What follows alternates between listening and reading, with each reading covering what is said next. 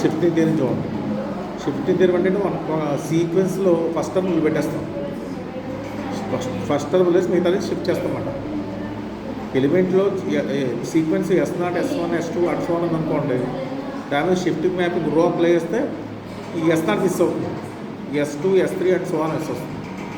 Shifting theory ఇదిమాట. అంటే for example sigma 0, 1, 0, 1, 0 అని రాసాం అనుకోండి. ఫస్ట్ 0 వదిలేయాలి.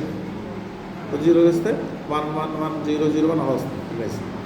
ఇప్పుడు ఏం చెప్పాలంటే నెక్స్ట్ థియరీ చెప్పాలంటే ఇది షార్ట్ ఆన్సర్లో అంటారు షిఫ్ట్ మ్యాపింగ్ అనేది కంటిన్యూస్ అవుతుంది చెప్పాలి. కంటిన్యూస్ అంటే మీనింగ్ ఏంటి? మనకి ఎలిమెంట్స్ నేరుగా ఉంటే ఇమేజ్ లీడ్గా ఉంటాయని చెప్పాలి. అంటే ఎలిమెంట్స్ S, T తీసుకోండి సిగ్మా Tలో. సిగ్మా 2 అంటే మనకి ఎలిమెంట్స్ ఎలా అంటే మీనింగ్ ఏంటి? మనకి సిగ్మా 2లో ఎలిమెంట్స్ ఎలా ఉంటాయి? First n + 1 digits are identical.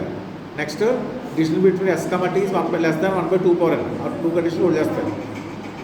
అదొన్న sigma 2లో ఎలిమెంట్ ఉన్నారంటే 2 ఎలిమెంట్స్ ఉన్నాయంటే వాటి ఫస్ట్ n + 1 డిజిట్స్ ఐడెంటికల్గా ఉంటాయి. Next distance between S, T <1/2n అవ్వాలి అది. కాబట్టి అలా ఉన్నప్పుడు అది కంటిన్యూస్ అని చెప్పాలి shift mapping. But S, T are 2 elements of sigma 2 తీసుకోండి.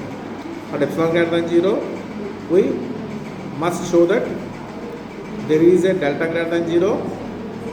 S still నీరుగా ఉంటే అంటే డిస్టెన్స్ బిట్వీన్ S, T నీరుగా ఉంటే distance between sigma S, sigma T కూడా లెస్ దాన్ ఎప్సిలాన్ అవ్వాలి. ఇది ప్రూవ్ చేయాలి మనం. అంటే ఇది ఒప్పుకోవాలి ఫస్ట్ మనం. S, T distance between S, T less than delta అని ఒప్పుకోవాలి. ఒప్పుకొని ప్రూవ్ చేయాలి.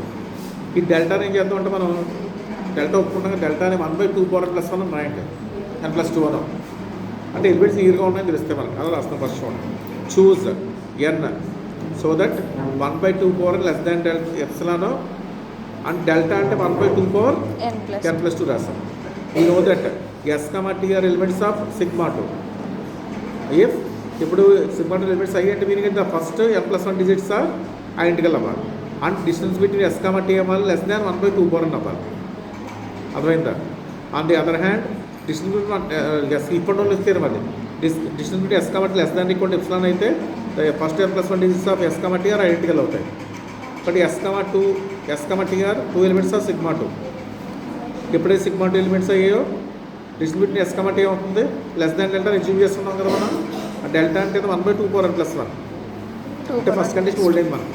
ఇప్పుడు then S, T agree the first n+2 digits.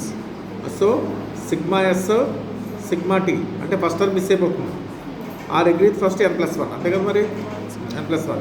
Therefore distance between sigma S, sigma T less than 1/2n.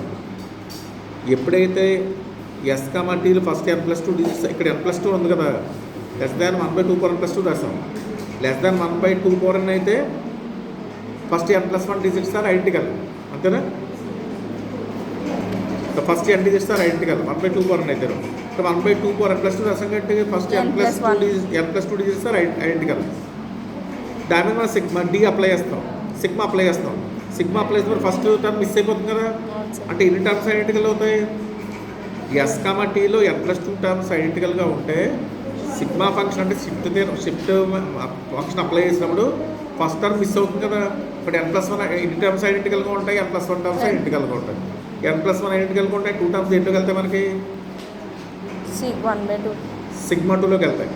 Sigma 2 ఎప్పుడైతే వచ్చాయో distance between sigma S, sigma T అవ్వాలి 1/2n అవ్వాలి. అదే less than epsilon already assume చేసుకున్నాం. కేవలం complete అయిపోయింది.